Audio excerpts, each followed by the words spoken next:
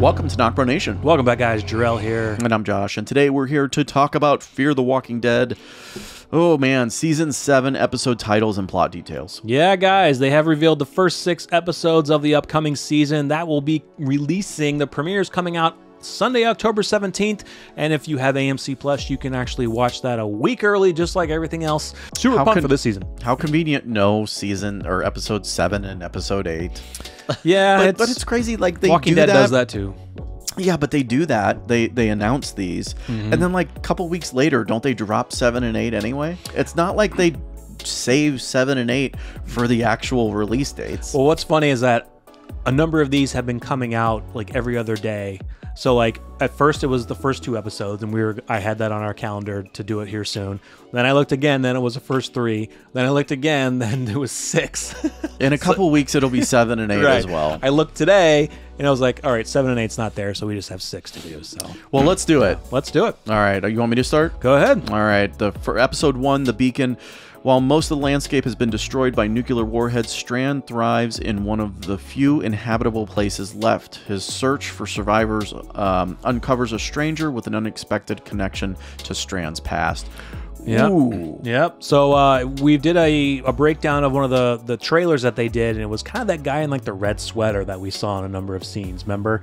Strand's also pointing a gun at him, but he's got the sword behind him, and we saw him in another scene. So we're wondering if maybe this is the guy that he finds or that has and you know connection. what, when I heard Strand's past and I went ooh, I assumed maybe it was someone we knew, but it doesn't necessarily mean it could be Strand's past as in, you know, before the apocalypse, and no one that we no one that we would of. know. No one that we would know. Yep. So that will be actually cool to see. You know, Strand, guys, he's, from what we know right now, he's going to be primarily the main villain.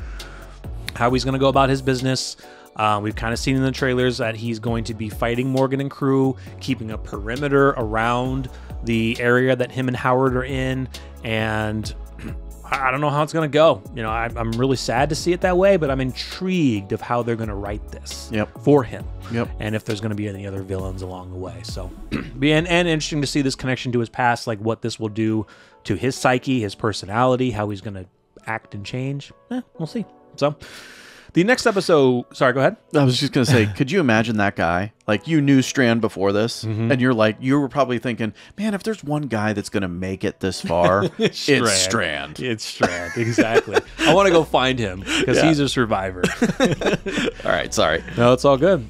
See episode 2, 6 hours, as Morgan, Grace, and Mo, that's little Morgan, struggle to adapt to life on the submarine. A food shortage forces them to face the nuclear fallout outside the sub. What did you say that was little Morgan? Little Mo. Yeah, the little baby. She named him Morgan. I thought Mo's the truck driver. That's Mo Collins. That's her real name. Oh shit.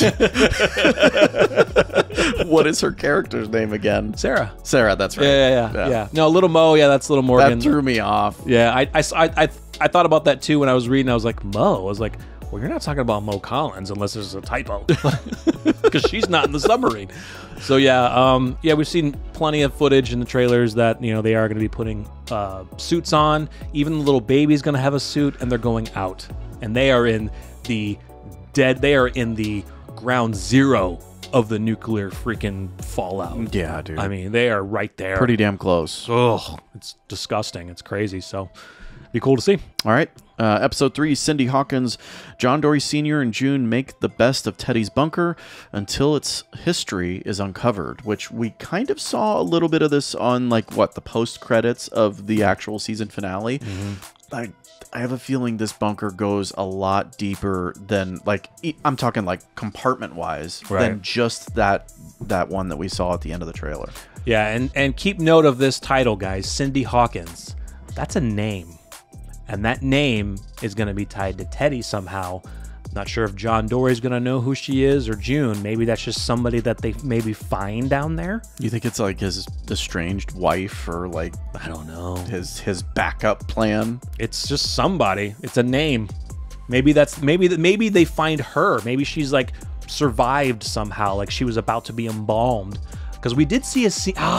We did see a scene in the trailer where remember we saw the girl and she had her mouth open, and it was the one where they sewn the mouth together, but hers was wide open and she was alive. And I think June was standing right in front of her. It was hard to see because it was dark, but so I wonder if maybe Cindy Hawkins was like going to be the final victim of Teddy, or maybe Teddy was saving her for when he goes in the bunker and he can do despicable things. I don't even want to think about it, but maybe she's like the last one. Or she's one of his, just disguising herself as a victim. She could be.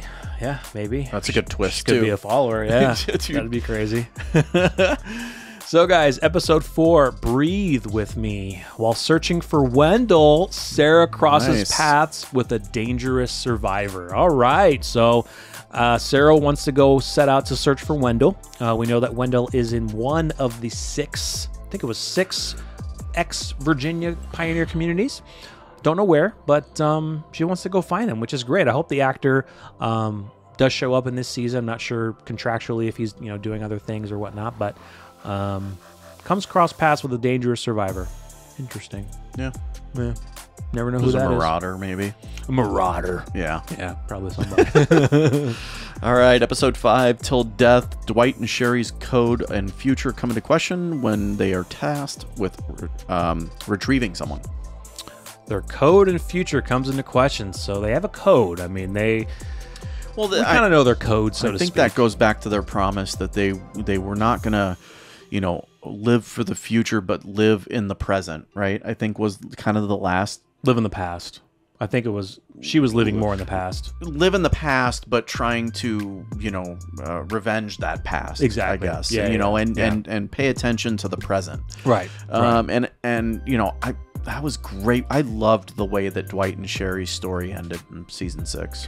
I did, because we were kind of baffled. Like, why is she so hell bent on, she wanted to go back to Alexandria to kill Negan? Like, really? You're going to travel all the way back there to try to kill Negan? Not going to happen. But why didn't Dwight, tell her, look, he's defeated.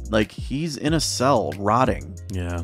So, But I did like how, Dwight was able to, convey in her, and she realized that, she wasted so much time that they could have been together.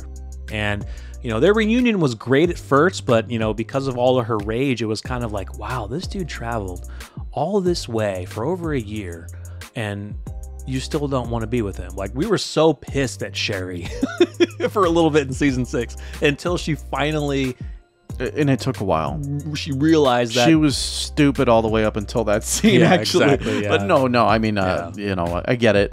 No, for sure. When someone wrongs you like that, it's I think natural reaction is revenge. I mean, unless I don't know. She was you got to think they were kind of brainwashed by Negan for so long, and then she finally broke free, and it's just hard for her to let go of it, and it took her that long to finally let go. She's also got to live with what she chose to do too. Mm-hmm. So yeah, very interesting of who they're tasked to retrieve. That this future and code come into question as they're tasked to retrieve somebody. I don't know who that's going to be. But as we are reading a lot of these plot details, Alicia's name is not in any of these. GD, MF. Is that the person they're tasked to retrieve? I don't know. 5 episodes in, we're going to go after Alicia? Come on. All right, episode 6, guys. Reclamation. Morgan searches for Al, only to discover that he's not the only one looking for her. Okay, so we're going to get a little more CRM. Yep. Maybe Isabel hasn't checked in a while, so they've sent out a search party for her to figure out what's going on. And they're looking for her because why? You have somebody who was a CRM soldier who defects, who knows information. You're dead. Oh, you're going to go look for them. Yeah, you're dead. You're going to go look for them. So that's cool. That's cool. I'm not really looking forward like a really heavy CRM involvement in this season, but we're going to get a little bit just due to the fact that we have Isabel. Yeah. So interesting first 6 episodes.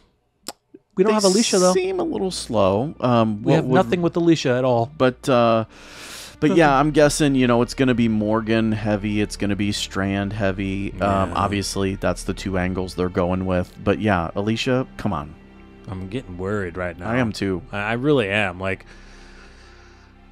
You can't, How many more hints do you need from us? I know. And everyone else. I mean, come on. We have not seen her. These plot details, of course, these plot details can change, guys, and these are just minor little details, so we might see Alicia. We never know, but I don't want it to be like 4 or 5 episodes in and we finally just to get to see Alicia.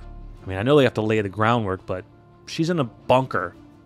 How is she going to get out? We assume. Well, we assume the door didn't get blasted open somehow from the the vibrations and everything. They're gonna cut to her in episode 8. She's in like a different state in a stadium, thriving. She's rebuilt the stadium, or she's building the stadium. Yeah, that'd be sweet. That'd be awesome. That's what she wants to do. But I know. I just hope we don't. I hope that we're not getting less with Alicia. That her story is going to be taken down even more. I wouldn't think that the writers would do that because she is the only Clark left. But come on. Let's get a little more. I mean, we know the feelings about Fear, and I mean we're big fans of it, and a lot of people didn't like when Morgan came on, or they did, and then after a while they were like, it's gotten better. This is Morgan and Friends. Like, what is it? Yeah. What happened? Why is Alicia not the leader? It's gotten a lot better, as you guys know from season 4 and 5. But it's 4. 4 was bad. 5 had its moments. Yeah. We've mentioned it. But 4 was just... you guys know. Yeah, you guys know. But we're super excited for this season, guys. I guess we'll have to find out if this is going to... we won't say it now, but I mean, we don't know if this is the last season or not. They haven't announced it. They said they could go to another season, but we'll have to wait. But a lot of people are kind of saying that maybe when Walking Dead ends, that then they might just merge it.